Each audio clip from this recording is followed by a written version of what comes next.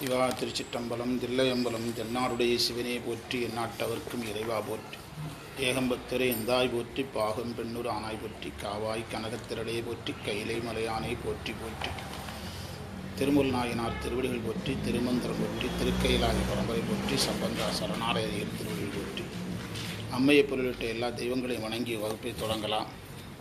திருமந்திரத்தில் நமக்கு பாடப்பகுதி 7ஆம் தந்திரம் தானே. 7ஆம் தந்திரத்தாவது மந்திரத்துக்கு பொருள் பார்க்குறோம். தேவர் பிரானைன்னு தொடங்குகிற மந்திரம். மந்திரத்திற்கான பொருள் எழுதுங்க. நவந்தரு வேதங்களில்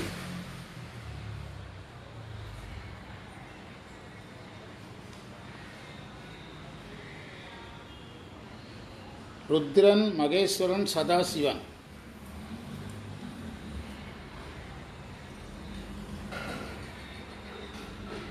என்ற 3 வேதங்களை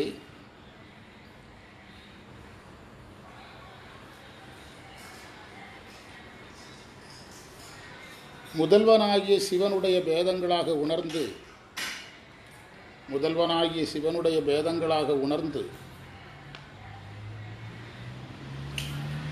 வழிபடுபவர்கள்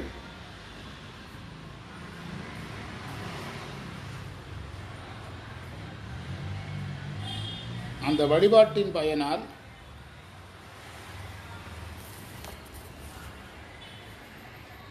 முதல்வனின் திருவடியை அடைவார்கள்.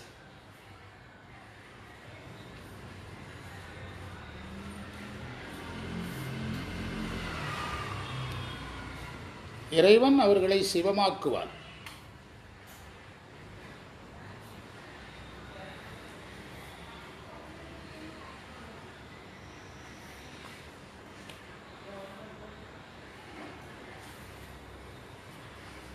குறிப்புரை: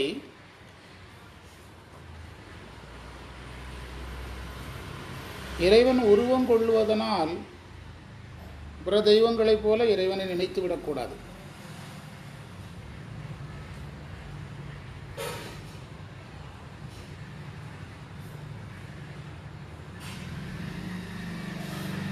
அதுபோல சிவலிங்கம் தனிச்சிறப்பு உடையது என்பதையும் மறக்கக்கூடாது.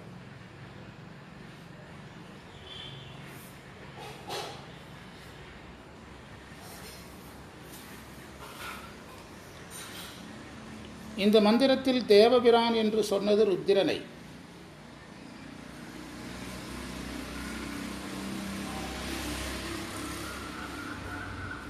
சிவனைப் போல உருவமும்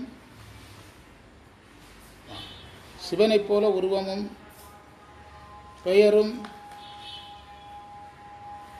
தொழிலும் சிவார்ப்பணம். சிவனைப் போல உருவமும் பெயரும் தொழிலும் உடையவனாக இருப்பதனால் ருத்திரனை தேவர் பிரான் என்றார்.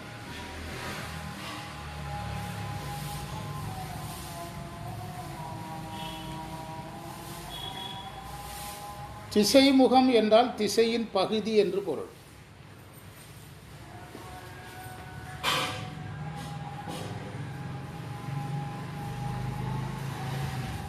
திசைகள் 8.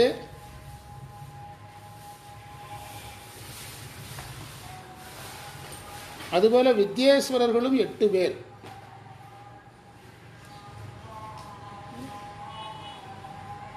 வித்யேஸ்வரர்களும் 8 பேர். அவர்களை திசைமுகர் என்றார்.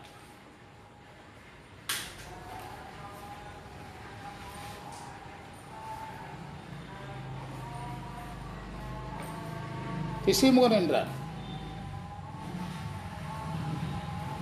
இவருக்கு தலைவர் மகேஸ்வரன். இதெல்லாம் நடத்தனமாக ஞாபகம் வருது. நடத்தலையா? இந்த 8 பேருக்கு தலைவன் மகேஸ்வரன்.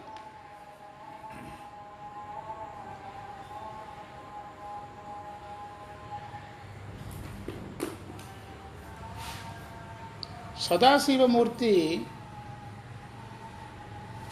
மகேஸ்வரன், ருத்திரன், மால், அயனை விட மேலானவர்.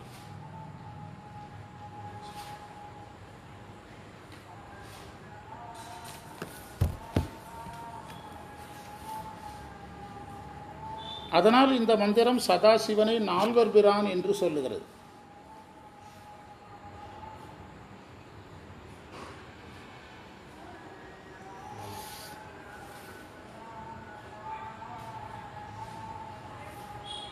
நால்வர் பிரான் என்று சொல்லுகிறது.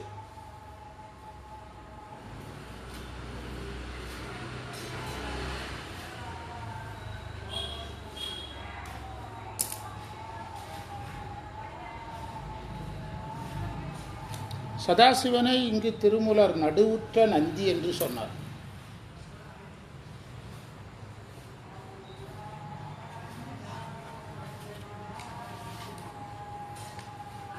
முடிவுரை.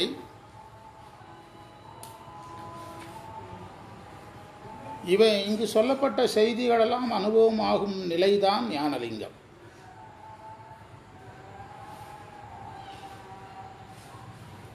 இந்த மந்திரம் எடுத்துட்டோம். செல்வராஜ் 16 அப்லோட் பண்ண வேண்டாம்னு சொன்னோம். எடுத்துட்டோம். அது நீங்கள் நிறைய பேர் வராதனால வேண்டான்ட்டேன். எல்லாருக்கும் இந்த மந்திரம் தெரியணும், சும்மா 15 அப்லோட் பண்ணி என்ன பிரயோஜனம்னு சொன்னோம். எடுத்துட்டோம். மந்திரத்தை படித்து பாருங்க. சிவார்ப்பணம். தேவர் பிரானை, திசைமுகர் நாதனை, நால்வர் பிரானை. திசைமுகர் என்பது திசைமுகர் நாதன்கிறது மகேஸ்வரரை, தேவர் பிரானை என்பது ருத்திரனை, நால்வர் பிரானை என்று சொல்கிறது சதாசிவனை. அவரே தான் திரும்பவும் நடுவுற்ற நந்திங்கிறதும் அவர் தான். நடுவுற்ற நந்தியை யாவர் பெறனென்று இறைஞ்சுவார் அவ்வழி ஆவர் பிரானடி அண்ணலும் ஆமை. யாரெல்லாம் இது சிவபெருமான் தான், மகேஸ்வரனாக இருந்தாலும் ருத்ரனாக இருந்தாலும் மகேஸ்வரனாக சதாசிவனாக இருந்தாலும் எல்லாரும் சிவபெருமான் தான் அப்படிங்கிற உணர்வு ஒருத்தருக்கு வந்துட்டுன்னா அவர்களை இறைவன் சிவமாம் தன்மை அடைய செய்கிறார் என்பது மந்திரம். இதை அறிகிறது வேறு. இப்போ நம்ம அறிஞ்சிட்டோம். இது ஒருத்தனுக்கு அனுபவம் ஆகணும். ருத்ரனும் சிவன் தான், மகேஸ்வரனும் சிவன் தான், சதாசிவனும் சிவன் தான் அப்படிங்கிறது அனுபவம் ஆயிட்டுன்னா அவனை, அந்த சாதகனை இறைவன் யாராக்குறாராம்? அவன் ஞானலிங்கமாக இருக்கிறான். அவன் ஞானலிங்கமாக இருக்கிறான். இந்த 2வது வரியில் 3வது வரியில் 3வது வரி 4வது வரியில் பாருங்கள், தெளிவாக இருக்குது. யாவர் பிரான் என்று இறைஞ்சுவார். யாரெல்லாம் இவரை முதல்வன் என்று, பிரான்னா முதல்வன், இறைஞ்சுவார்னா வழிபடுவார். அவ்வழி ஆவர் பிரான் அவர்களும் சிவமாகிறார்கள். ஆவர் பிரான்னா சிவமாகுவார்கள். அடி அண்ணலும் ஆமே அவர்கள் சிவமாக பார்க்கப்படுவார்கள் என்பதுதான் மந்திரம். இது எடுத்தாச்சு, நடத்தியாச்சு. நான் தான் அப்லோட் பண்ண வேண்டான்னு. ஆனால் இவங்கெல்லாம் வரல, நீங்களாம் வரல. மாணவர்கள் வராத பாடத்தை அப்லோட் பண்ணாதீங்கன்னு சொல்லிட்டேன். திரும்ப 2 தடவை நடத்தினாலும் பரவாயில்லன்னு சொல்லிட்டேன். அடுத்த மந்திரத்துக்கு பொருள் பார்க்கலாம்.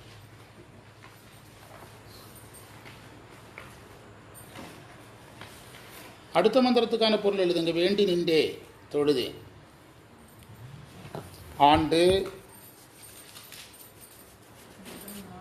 ஆண்டு, மாதம், ஆண்டு மாதம் நாள் என்று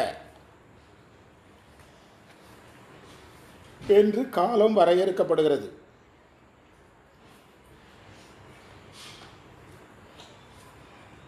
அதுபோல ஒவ்வொரு நாளும் காலை, நண்பகல், மாலை என்று வரையறுக்கப்படுகிறது.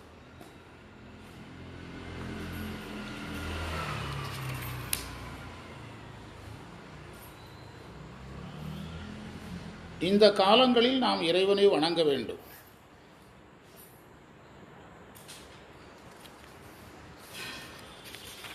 வணங்க வேண்டும்.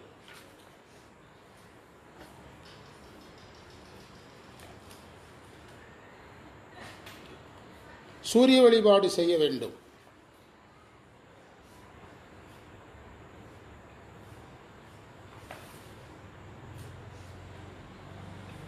யோகிக்குரிய உணவு பழக்கத்தோடு யோகம் செய்ய வேண்டும்.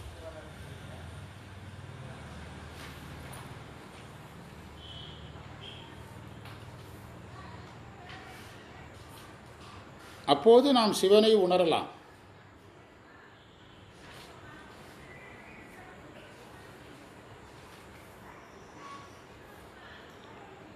வினைகளை நீக்குவார்.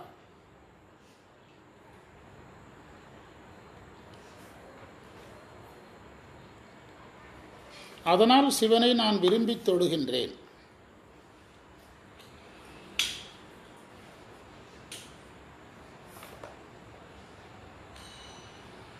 இந்த மந்திரத்தில் கண்ணல்னு ஒரு வார்த்தை இருக்கும். கண்ணல்னா கருதுதல். ஆமாம், கண்ணல் கருதுதல் அல்லது பாவித்தல். உங்களுக்கு பள்ளிக்கூடத்தில் டீச்சராக இருந்ததுனால எடுக்க ஆரம்பித்த பிறகு தான் எடுத்துட்டோங்கிறது தெரியும். எப்படின்னா 3 வகுப்புக்கு போவோம், 3 வகுப்புக்கும் ஒரே பாடம் 7வது பாடம் நடத்திக்கிட்டு இருப்போம். சில வகுப்புகளில் கொஞ்சம் அட்வான்ஸாக பாடம் போயிட்டுருக்கோம். அது நமக்கு தெரியாது. ஆனால் எடுக்க ஆரம்பித்த பிறகு தெரியும். எடுக்க ஆரம்பித்தா மட்டும்தான் தெரியும். ஆமாம், ஆமாம், அப்படி தெரியுதுங்கிறது அது பிறகு தான் தெரியும்.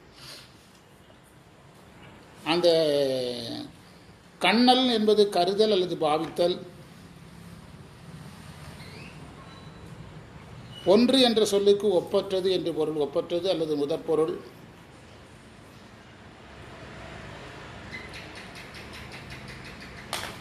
சைவம் ஒன்று என்று சொல்வதை, சைவம் ஒன்று என்று எதை சொல்லுகிறதோ,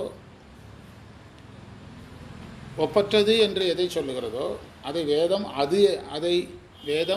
அது என்று சொல்லும்.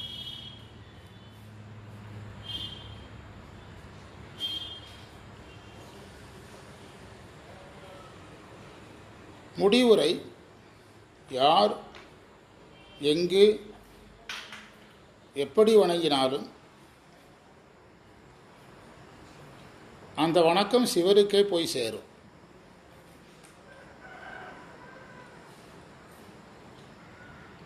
இந்த உணர்வு யாருக்கு வருகிறதோ அவர் ஞானலிங்க நிலையை அடைகிறார்.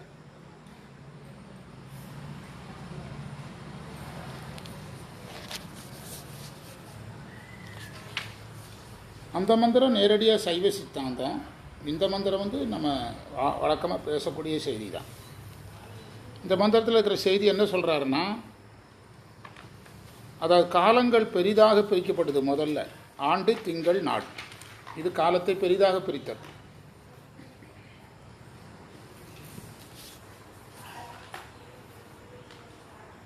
மிக பக்குவம் குறைவாக இருக்கிறவங்க ஆண்டு வழிபாடு தான் செய்வாங்க. பக்குவங்கிறத விட சூழ்நிலைன்னு சொல்லலாம். இப்போ கிராமங்களெல்லாம் பார்த்தீங்கன்னா ஆண்டு விழா, கொடை விழா. இன்றைக்கி மதுரைக்கு அந்த பக்கம் போனால் வருஷத்தில் 3 நாள் 4 நாள் நல்லா போட்டு சாமி கும்பிடாட்டு வியாழக்கிழமை கடா வெட்டி முடிச்சிருவாங்க மதுரை. அவ்வளோதான் வழிபாடு அவங்களால முடியும். அதில் கொஞ்சம் பக்குவப்பட்டவங்க திருச்செந்தூர் போகிறேன் அங்கே போகிறேன்ட்டு போவாங்க, அவ்வளோதான். புரியுதா? அப்போது அந்த ஆன்மாக்கள் அதிகபட்சம் குறைஞ்சபட்சம் ஆண்டு வழிபாடு. எங்கள் அப்பாலாம் மாதாந்திர வழிபாடுன்னு எங்கள் பக்கமில் ஒரு வார்த்தை உண்டு. மாதாந்திரம் அன்னைக்கு அப்படிம்பாங்க. அப்படின்னா மாத கடைசின்னு அர்த்தம். மாதாந்திரம் அப்படிம்பாங்க. அது கம்பல்சரி. அவங்க முக்கியமான கோயிலில் இருப்பாங்க. எங்கள் அப்பா மாதாந்திரம் தோறும் எங்களை சிவன் கோயிலுக்கு கூப்பிட்டு போயிடுவார். எங்கள் வீட்டிலேருந்து கடற்கரையில் ஒரு பெரிய கோயில் நம்மெல்லாம் போயிருக்கிறோம், சுயம்பலிங்க சுவாமி கோயில். அதுக்கு பாத யாத்திரையாக போயிட்டு பாத யாத்திரையாக நைட்டில் வந்துடுவோம். பஸ் ஏறணும்னா பஸ்ஸுக்கு நிற்கிறவங்களே வீட்டுக்கு வந்துடலாம். அவ்வளோ கூட்டம் லட்சக்கணக்கான வரும். 2 மாவட்டம் கொண்டாடுற திருவிழா. மாதந்தோறும் 2 மாவட்டம் சந்திக்கும், திருநெல்வேலியும் நாகர்கோயிலும். வைகாசி விசாகத்துக்கு 2 மாவட்டத்துலேயும் அரசு விடுமுறை. பாதி ஏரியாவில் விடுமுறை விட்டுருவாங்க. அப்போ அந்த கோயிலில் என்ன வழிபாட்டு என்னுடைய தந்தையாரை எடுத்துக்கிட்டால் அவருக்கு ஆண்டு வழிபாட்டிலையும் விழிப்புணர்வு இருந்தது, மாத வழிபாட்டு விழிப்புணர்வு. டெய்லி வீட்டில் சாமிக்கு பத்தி சாம்பிராணி வைக்காமல் சாமி உணவு இருந்தெல்லாம் மாட்டார். அப்போ எந்த விழிப்பு இருந்தது? நாள் வழிபாட்டு விழிப்புணர்வும் அவருக்கு இருந்தது. அந்த உயிரினுடைய பக்குவத்தை பொறுத்து இந்த வழிபாடு இருக்குங்கிறது தான் சொன்னார். ஆண்டு வழிபாடு இருக்குது, திங்கள் வழிபாடு இருக்குது, நாள் வழிபாடு இருக்குது. அதுக்கப்புறம் ஒரு நாளை பிரிக்கிறாங்க. காலை, நண்பகல், மாலைன்னு பிரிக்கிறாங்க. ஒரு நாளை பிரிக்கிறாங்க. அது அதை விட அவேர்னஸ். காலை வழிபாடு, நண்பகல் வழிபாடு, மாலை வழிபாடு. ஆமாம், அதுக்கு நமக்கு சைவத்தில் அந்தி சந்தின்னு ஒரே வார்த்தையில் முடிச்சிருவாங்க. இந்த ஒரே நாளை பிரித்து வழிபாடு செய்கிறது பேர் அந்தி சந்தி. இரவு முடிந்து காலை தொடங்குதல், முற்பகல் முடிந்து பிற்பகல் தொடங்குதல், மாலை முடிந்து இரவு தொடங்குதல். நமக்கு 3 வழிபாடு தான். பிராமணர்களுக்கு கம்பல்சரி. அவங்க வழிபட முடியலையாங்கிறது தெரியல. ஆனால் இந்த 3 வழிபாட்டில் யார் இருக்கணும்? பிராமணர்கள் இருக்கணும். இரவு முடிஞ்சு காலை தொடங்கும்போது காயத்ரி சொல்லணும், முற்பகல் முடிந்து பிற்பகல் தொடங்கும்போது காயத்ரி சொல்லணும், மாலை முடிந்து இரவு தொடங்கும்போது காயத்ரி ஜபம் பண்ணணும். சூரியனை மையமாக வச்சு பண்ணணும். அதனால தான் இதில் சூரிய வழிபாட்டை கொண்டு இணைக்கிறாங்க. அதனால தான் இதில் சூரிய வழிபாட்டை கொண்டு இணைக்கிறாங்க. இதை வந்து பொதுவாக ஆகம வழக்கில் என்ன சொல்லுவாங்கன்னா, அந்த இது ஒன்று அதுக்கு ஒரு கலைச்சொல் உண்டு. திருக்குறள்லேயும் அந்த கலைச்சொல் இருக்குது. ஆண்டு வழிபாட்டையும் சொல்கிறாரு. ஆன்மார்த்த பூஜை, பரமார்த்த பூஜைன்னு பிரிப்பாங்க. ஆன்மார்த்த பூஜை டெய்லி கம்பல்சரியாக நடக்கக்கூடியது. இன்னும் நான் சொல்கிற வார்த்தையை விட வேற ஒரு 2 வார்த்தை இருக்குது. அது இதில் திருக்குறள் பரிமேலழகர் உரையில் இருக்குது. ரொம்ப முக்கியமான வார்த்தை. நான் பேசியிருக்கிறோம், ரொம்ப நாளானதுனால எல்லாருக்குமே மறந்துட்டு. அது எப்படின்னா, இப்போ வந்து நான் வந்து டெய்லி சாமிக்கு நான் வீட்டில் பூஜை பண்ணுறேன். அதில் டெய்லி இங்கே கோயிலே பூஜை நடக்குது. நித்திய நைமித்திய பூஜை. நைமித்திய பூஜை. நித்திய பூஜைங்கிறது டெய்லி. நைமித்திய பூஜைங்கிறது விழாக்காலங்க பூஜை. ஆமாம், சமஸ்கிருத வார்த்தை. 6 கால பூஜை. 6 கால பூஜைலாம் இதுக்குள்ளே அடங்கிடும். இந்த நித்திய பூஜைக்குள்ளே அடங்கிடும். நித்திய பூஜைக்கும் நைமித்திய பூஜைக்கும் என்ன வேறுபாடுன்னா, நித்திய பூஜைங்கிறது நம்ம டெய்லி செய்கிறது. இப்போ நம்ம கோயில் இருக்குன்னா, இவ்வளோ பெரிய கோயில் இருக்குதுன்னா, நம்ம ஒரு முடிஞ்ச அளவுக்கு நம்ம சிம்பிளாக தான் செய்ய பார்ப்போம்.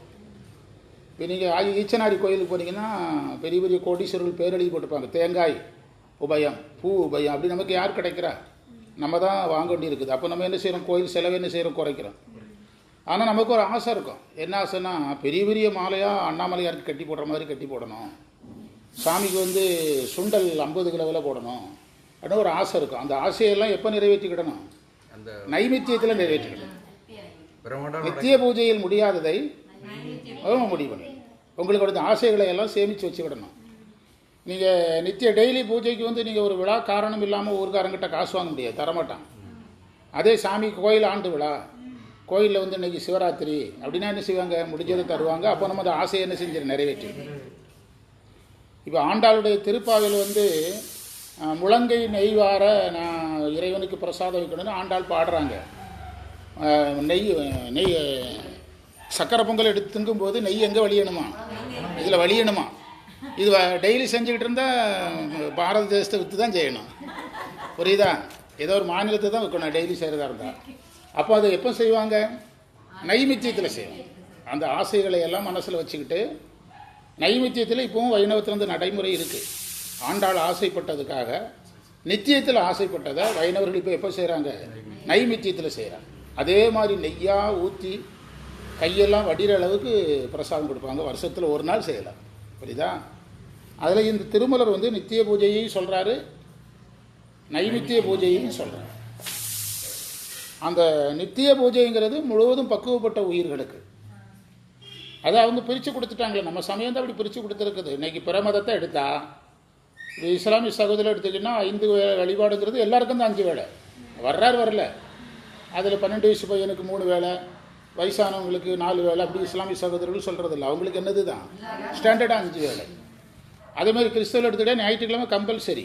நடக்க தெரிஞ்சுன்னா கோயிலுக்கு வந்து சேருங்கிறது அவர் ஸ்டாண்டர்டு. இது நம்ம இதில் வந்து அப்படி இல்லை. அவன் முடிஞ்சதுக்கு கடா வெட்டுறவனா கடா வெட்டிட்டு போயிட்டே இரு. இல்லை நீ இந்த மாதிரி ஆகம விதிக்கு வர்றியாவா, வேத விதிக்கு வர்றியாவா, ஆண்டு வழிபாடா, மாத வழிபாடா, நாள் வழிபாடா, நாளுக்குள்ளே எத்தனை வழிபாடு, இது எல்லாத்தையும் வரையறுத்து அது திருமுறர் சொல்கிறேன். இதில் பெஸ்ட் எதுனா நித்திய வழிபாடு. நித்திய வழிபாடு இந்த ஒவ்வொரு சாதகனும் தனியாக செய்கிற வழிபாட்டுக்கு பேர் ஆத்மார்த்த பூஜை. ஒவ்வொரு சாதகனும் தனியாக செய்வதற்கு பேர் ஆத்மார்த்த பூஜை. கோயிலில் நடக்கிறது பரமார்த்த பூஜை. ஒரு நாள் தானே போகிறோம். அது வந்து மாத வழிபாட்டில் வருது பார்த்தீங்களா. ஆனால் டெய்லி செஞ்சால் அண்ணாமலையார் வந்து என்ன திட்ட போகிறாரா? என்ன எப்படியே சுற்றிட்டு ஊருக்குள்ள அப்படின்னு கேட்க போகிறாரா? இல்லை, நம்ம அதை வரையறுத்துட்டோம். அது அவ்வளவுதான் வரையறுத்துட்டோம். அதுதான் இதில் சொல்கிறாரு.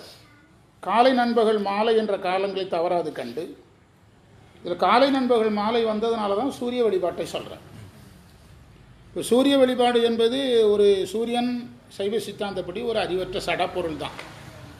ஆனால் சைவ சமயத்தில் சூரிய வழிபாட்டுக்கு ஏன் இவ்வளோ முக்கியத்துவம் கொடுக்குறாங்கன்னா, சிவபெருமானுடைய உருவங்களில் எதுவும் ஒன்று, சூரியனும் ஒன்று.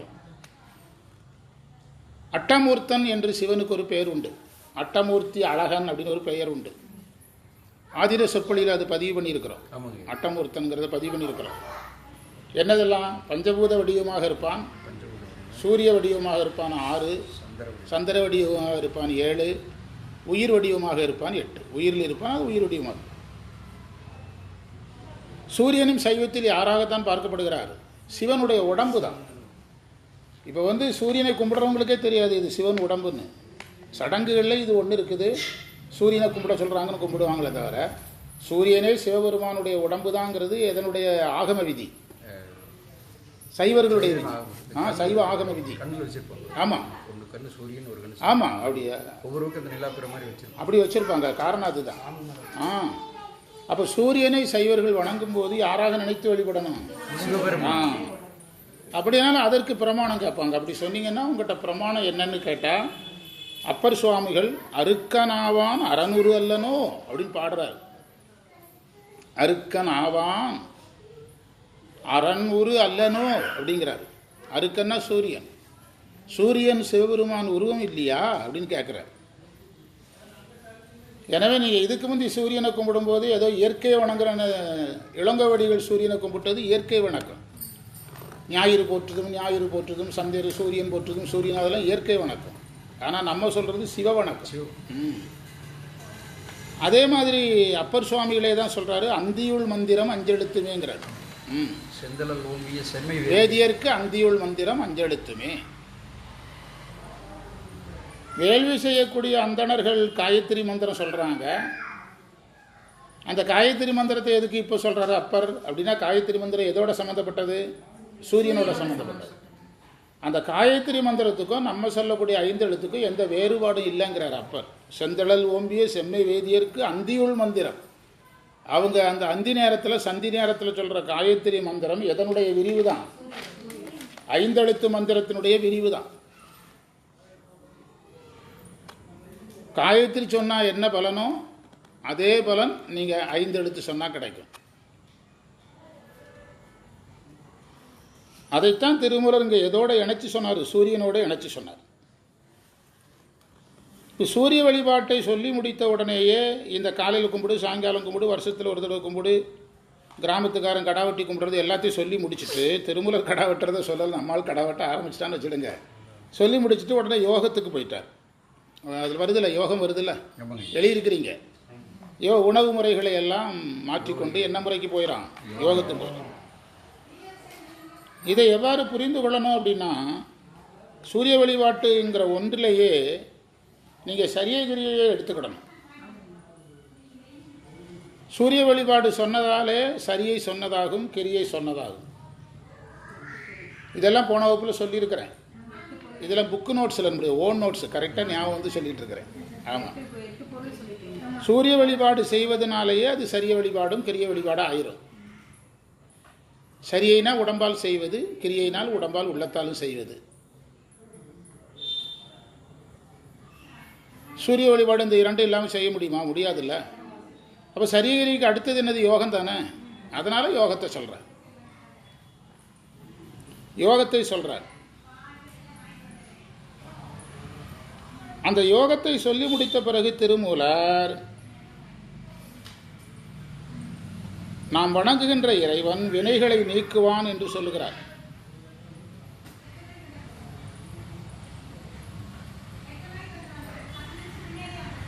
அவன் தனி முதற் பொருள் என்கிறார்.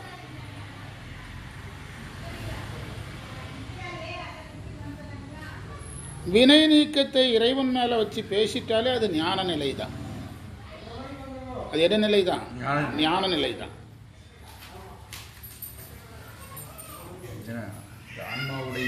ஆமா, வந்துட்டு அப்ப லிங்கம் என்ன லிங்கம்? இது தலைப்பு என்னது? முடிஞ்சது, அவ்வளவுதான். அப்படி மேட்ச் பண்ணிக்கிடணும். நாம உரையில் பொருள் தான் இருக்குது. நம்ம தலைப்போட லிங்க் பண்ணி நம்ம லெவலுக்கு, அவங்க பெரிய அறிஞர்கள் அந்த பெரிய ஸ்டாண்டர்டாக சொல்லிட்டு போகிறாங்க. நமக்கு அதை லிங்க் பண்ண தெரியணும்ல நமக்கு, அதுக்காக சொல்கிறேன்.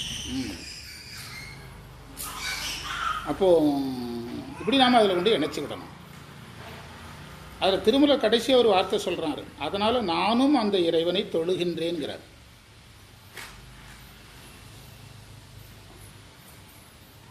இதைத்தான் நம்ம ஆதீன உரையில் தொடர்பாலதேன்னு படித்தோம். அதானே நம்முடைய பதிகம், ஆமாங்க. 94வது பதிகம். தொழற்பாலதே இவர் சொல்கிறார், நானும் தொழுறேன் அப்படிங்கிறார். திருமலர் நானும் தொழுகிறேன் என்று சொன்னதனுடைய பொருள் என்னன்னா, ரெண்டு பொருள். ஒன்று,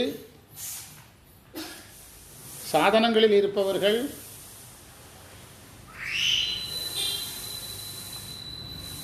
தொழுகை கைவிடுதல் கூடாது, அது சாதனம். திருமூலரை போன்ற சாதனங்களை முடித்தவர்களுக்கு என்ன சொல்றாருன்னா, தொழுதல் அவங்களுடைய உரிமை, அதை கைவிடக்கூடாது. தொழுதல் அவருடைய உரிமை, அதை கைவிடக்கூடாது. சில உரிமைகளை நம்ம கைவிட விரும்ப மாட்டோம். இப்போ நம்ம மாரியம்மன் கோயில் எடுத்துக்கிட்டிங்கன்னா, தேர் திருவிழா அப்படின்னா பரிவட்டம் கட்டுறாங்க அப்படின்னா நூற்றுக்கணக்கானவங்களும் கட்டுவாங்க. அந்த பரிவட்டத்துக்கு உரியவங்க எந்த ஊரில் இருந்தாலும் அந்த உரிமையை அடைஞ்சால் தான் அது தொடரும். 2 தடவை ஆப்ஷன் 3 தடவை ஆப்ஷன்னா பேர் என்ன செஞ்சிடும், போயிடும். அப்போ அவங்களுக்கு அந்த பரிவட்டம் வாங்கணும்னு கட்டாயம் கிடையாது. ஆனால் என்ன போயிடும், உரிமை போயிடும். சாதனத்தில் 2 இருக்கு. ஒன்று கடமை, இன்னொன்று உரிமை. நமக்கு சரியகிரிய யோகம் ஞானம் கடமை, அவர்களுக்கு சரியகிரிய யோகம் ஞானங்கிறது உரிமை. அவங்க அதை செய்ய வேண்டியது இல்லை. திருநாவுக்கரசர் ஒரு கோயிலுக்கு சாமி கும்பிட வந்தார்னா, இப்போ நாங்கள் தான் ஆரம்ப நிலையில் இருக்கிறோம், சாமி கும்பிடுறோம் அப்படின்னா திருநாவுக்கரசர் இந்த பதில் தான் சொல்லுவார், உனக்கு அது கடமை தம்பி, இது என்னுடைய ரைட்ஸு, நான் இதை விட்டு கொடுக்க முடியாதுல்ல, எனக்கு உரிமை இருக்கிறதுனால என்ன செய்கிறேன். அது சித்தியாரில் சொல்லப்பட்டிருக்கிறது. ஞானி நான்கினுக்கும் உரியன் அப்படின்னு இருக்குது சித்தியாரில். ஞானி நான்கினுக்கும் உரியன் தான் இருக்குது, உரிமை உடையவன் தான் இருக்குது.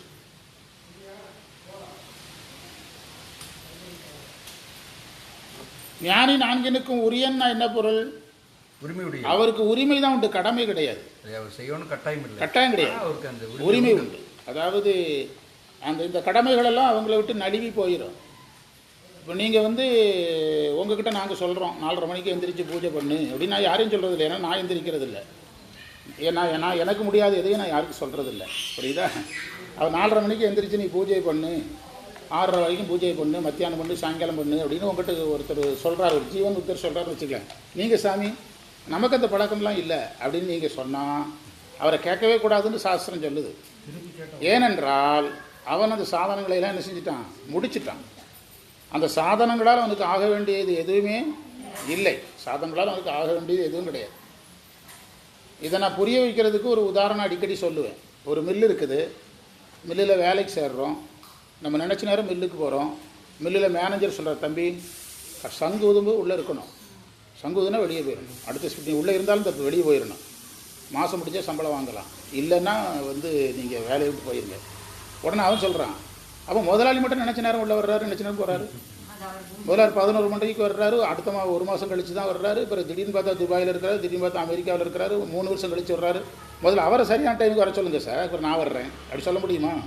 அதே தான் நமக்கு. ஆமாம், சொன்னால் வேலையும் போச்சு, சம்பளம் போச்சு. அதே தான் நமக்கு. நம்மளால் எல்லாரையும் நம்ம வாத்தியாரை தான் வாட்ச் பண்ணுவோம். நம்மளால் இவன் சரியாக இருக்க மாட்டான், யாரை வாட்ச் பண்ணிகிட்டே இருப்பான், வாத்தியாரை வாட்ச் பண்ணிகிட்டே இருப்பான். அவர் சரியாக இருக்கிறார், இவர் சரியாக, அவருக்கு தெரியும் அவர் சரியாக இருக்கிறது. அவர் சரியாக இல்லைனாலும் சாமி இருக்க விட மாட்டார். என்ன சொல்கிறீங்க, சரியாக இருக்க வைப்பார். அதனால் இதுதான் இதில் புரிஞ்சிட வேண்டிய இடம். அந்த தூங்குபவனுடைய கையில் இருக்கிற பொருள் நழுவி விடுவது போல ஞானிகள் எந்த ஒரு நல்ல பழக்கத்தையும் விரும்பி விடுவதும் இல்லை, கட்டாயமாக செய்வதும் இல்லை. ஆனால் நமக்கு கட்டாயமாக இதுதான் ஞானிக்கு நமக்கு வேறுபாடு.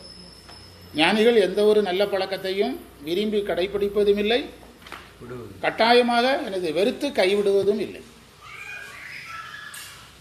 இயல்பாக இருப்பாங்க. இப்போ உங்கள் வீட்டில் ஒரு குழந்தை டிவி பார்த்துக்கிட்டே இருந்தது, சுட்டி டிவி பார்த்துக்கிட்டே இருந்த குழந்தை ரிமோட்டை வச்சுக்கிட்டே தூங்கிட்டுனா, அது தூங்கும்போது எது நழுவிடும் கையிலேருந்து, ரிமோட் நழுவுற மாதிரி, தூங்கும்போது நழுவுற மாதிரி இவனுக்கு ஞான தூக்கம் வந்த உடனே எது நழுவிடும், டிசிப்ளின் நழுவிடும். அதுக்கு அவர் காலையில் குளிக்கலை, சாயங்காலம் குளிக்கலை, துணியை துவைக்கலை, வேஷ்டி துவைக்கலை, இதெல்லாம் அவனுக்கு கேட்கக்கூடாது, அவனுக்கு அது தேவை கிடையாது. அதிலே இருக்கிறார். ஆமாம், அவனுடைய ஆன்மா யாரோட ஒன்றிட்டு அப்புறம் மற்ற டிசிப்ளின் அவனுக்கு தேவை கிடையாது. அது நான் சொன்னது தான் இந்த மில் ஓனர் உதாரணம். நீங்கள் தாலுகா ஆஃபீஸில் போனீங்கன்னா அவர் எந்த ஊரில் இருக்காருன்னு அவருக்கு தான் தெரியும். கேம்பில் இருக்கிறார். சொன்னீங்க. ஆமாம், 24 மணி நேரம் டியூட்டி. ஆமாம், யூனிஃபார்ம் போடுவார் போடாமல் இருப்பார். ஆமாம், சொன்னீங்க. அந்த மாதிரி அவ்வளோதான்.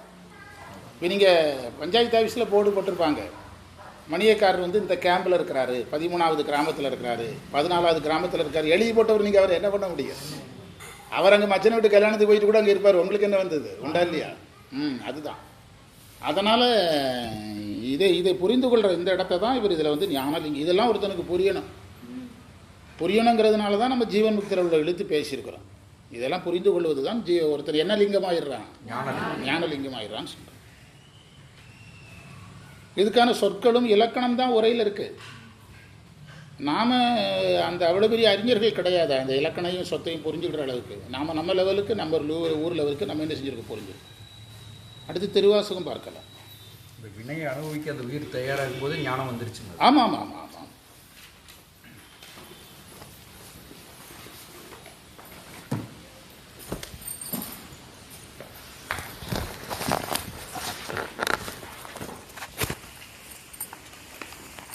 இந்த டிபார்ட்மெண்ட்டில் வந்து பெரிய அதிகாரிகள் என்ன பண்ணுவாங்கன்னா, ஒரு சிஓ வர்றாருன்னு சொல்லுங்க, திருப்பூர் மாவட்டத்துக்கு சிஓ வர்றாரு, ஒரு டூரிசம் சென்டர் எதுன்னு ஒரு லிஸ்ட் எடுப்பாங்க.